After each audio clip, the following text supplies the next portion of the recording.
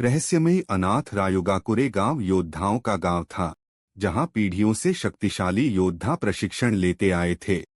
लेकिन इसी गांव में एक लड़का था जिसे सब तिरस्कार की दृष्टि से देखते थे, केंजीरो।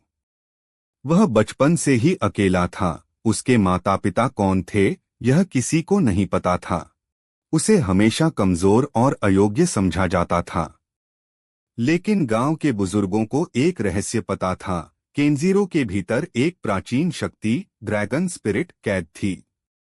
यही शक्ति कभी गांव के विनाश का कारण बनी थी। केंजीरो के जीवन का एकमात्र सहारा थे मास्टर फुजिन, गांव के सबसे अनुभवी योद्धा।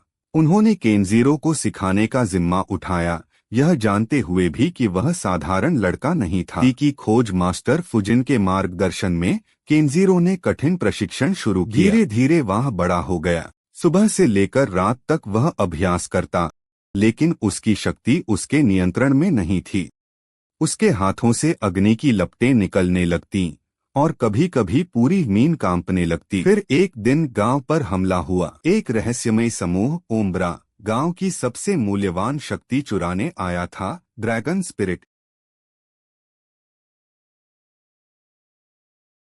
ओम्ब्रा के योद्धा गांव के योद्धाओं से कहीं अधिक शक्तिशाली थे। केंजीरो के सामने दो रास्ते थे, भागना या लड़ना।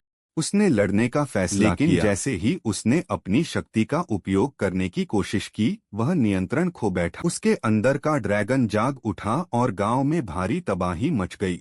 गांव के बुजुर्गों ने फैसला किया कि केंजीरो को गांव छोड़ देना चाहिए, क्योंकि उसकी शक्ति खतरनाक थी।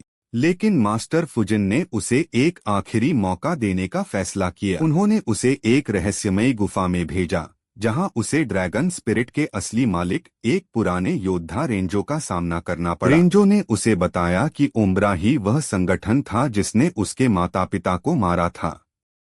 वे ड्रैगन स्पिरिट की शक्ति चाहते थे और अब वे केंजीरो को भी अपना शिकार बनाना चाहते थे। केंजीरो को अब अपनी शक्ति पर नियंत्रण पाना था, नहीं तो वह खुद भी विनाशकारी बन जाएगा।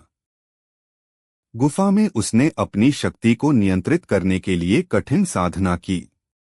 वहां उसे कई रहस्यमयी जीवों से लड़ना पड़ा और अपनी कमजोरियों को दूर करना पड़ा। उसकी परीक्षा तब और कठिन हो गई जब उसे ड्रैगन स्पिरिट की सच्चाई पता चली। यह सिर्फ एक शक्ति नहीं थी, बल्कि एक प्राचीन आत्मा थी जो केवल सबसे योग्य योद्धा को स्वीकार करती थी।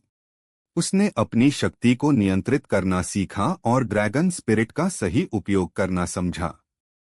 अब वह अपने असली युद्ध के लिए तैयार था। जब वह गांव लौटा तो उसने देखा कि ओम्ब्रा के नेता लॉर्ड सिग्मा ने रायुगाकुरे पर अंतिम हमला कर दिया। गांव जल रहा था और योद्धा एक एक कर गिर रहे थे। अब यह केंजीरो की परीक्षा थी।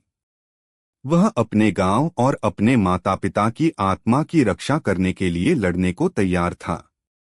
एक महाकाव्य युद्ध हुआ। केंजीरो बनाम लॉर्ड सिग्मा। सिग्मा के पास अंधेरे की शक्ति थी और वह अत्यंत शक्तिशाली था। उसने कई बार केंजीरो को हराने की कोशिश की, लेकिन इस बार केंजीरो तैयार था।